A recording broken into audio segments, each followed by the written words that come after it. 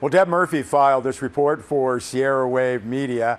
Four of the largest California wildfires, consuming more than 1.1 million acres, occurred in the last 2 years. Five of the most destructive, leaving 28,000 structures in ashes, and five of the deadliest, totaling 131 lives lost, also occurred in 2017-2018, according to CAL FIRE.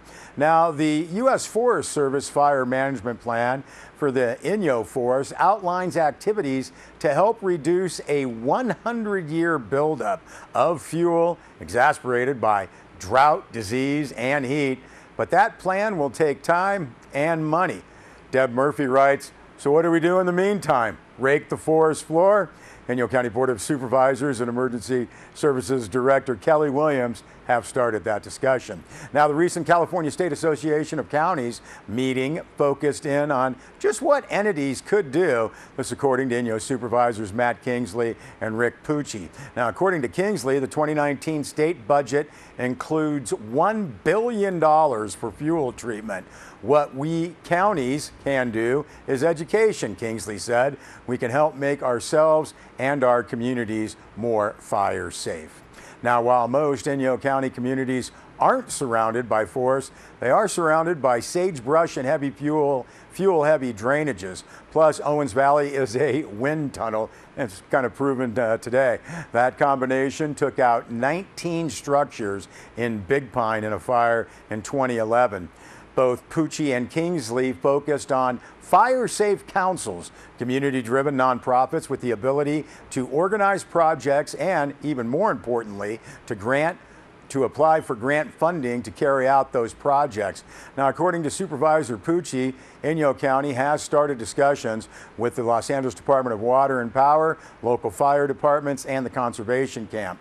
We can't keep something like the Paradise Fire from happening, Pucci said, but we have to be able to be prepared. We have to be able to lessen the damage.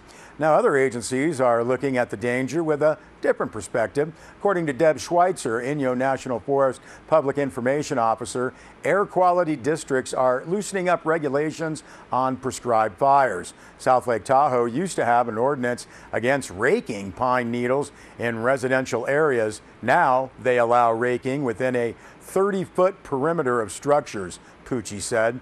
In the next month or two, Williams and local partners will be holding community workshops to start that education process. Williams said there's a lot of information out there. Our resources are limited, but there's a lot that individuals and communities can do on their own. Now, individually, Williams mentioned the Inyo County Sheriff's Department Code Red system that alerts registered residents of emergencies by phone. Then there are evacuation preparation and plans, as well as how to get a family and their animals all back together again. Sierra Wave Media will publish the list of workshop dates and locations as they become available. Well, the government shutdown has been in effect for about a week now, and some information on our local national parks always available at the website nps.gov. Now, Yosemite National Park remains open on a limited basis. Visitor services may be diminished or areas may be closed due to environmental, public safety, or other unknown factors. National Park Service provided information and orientations not available. Entrance stations are unstaffed, but they are open. Visitor centers and the Yosemite Museum are closed. Public Information Office line is not staffed. All National Park Service programs are canceled. Programs offered by other organizations, such as park concessionaires, may operate. Now, we will note that State Route 120, Tioga Pass, is closed, so a lot of that information is coming from the west of Yosemite.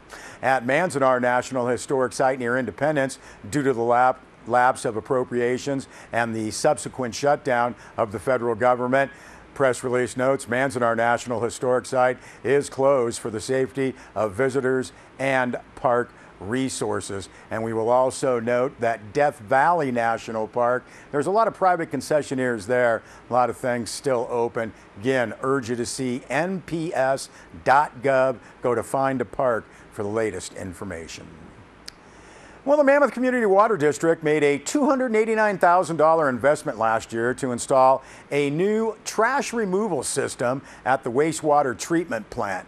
Trash in the wastewater collection system clogs pumps and pipelines and decreases the life expectancy of treatment plant machinery. The new Huber Step Screen trash removal system consists of a vertical screened conveyor belt that pulls trash out of the wastewater, washes, and then compacts it. All wastewater received at the treatment plant first flows through the trash removal system. Now, said Tyler Nelson, wastewater chief plant operator, having trash washed and compacted minimizes unpleasant odor and disposal costs.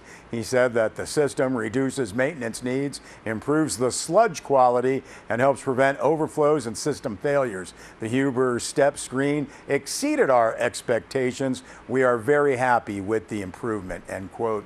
Now, since installation, wastewater operations and plant maintenance staff have been impressed by the 25 cubic yards of compressed trash removed in its first year of operation. Steve Sornoso, wastewater treatment plant operator, charged with the weekly maintenance of the new system, when asked what items are typically found, he said, well, among other things, Ziploc bags, rags, clothes, and the so-called flushable wipes are common daily items. He said cell phones, toys, and money are found on a regular basis. Yeah, just flush your money down the toilet. Prior to the new removal system, all the items went through a grinder and each step of the treatment process. Now, Mammoth Community Water District staff toured multiple wastewater facilities prior to selecting this trash removal system. Huber Technologies is an equipment company specializing in wastewater technology solutions, and the system was installed by Mammoth Community Water District's talented plant maintenance staff, minimizing MCWD's costs. Mammoth Community Water District customers, you can do your part to keep sewer collection and treatment costs low by only flushing human waste and toilet paper, which is designed to break down in the sewer system on the way to the plant.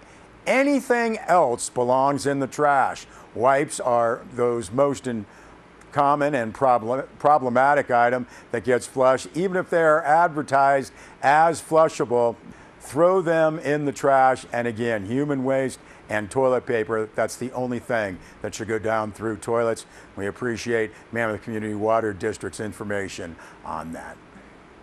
Well, with the new year just around the corner, California Department of Motor Vehicles wants to inform the public about several new laws or changes to existing laws that, unless otherwise noted, take effect on January 1st, including temporary license plate program, driving under the influence, smog check changes and new abatement fees, driving privileges for minors, motorized scooters, as well as unsafe and unsecured loads on vehicles.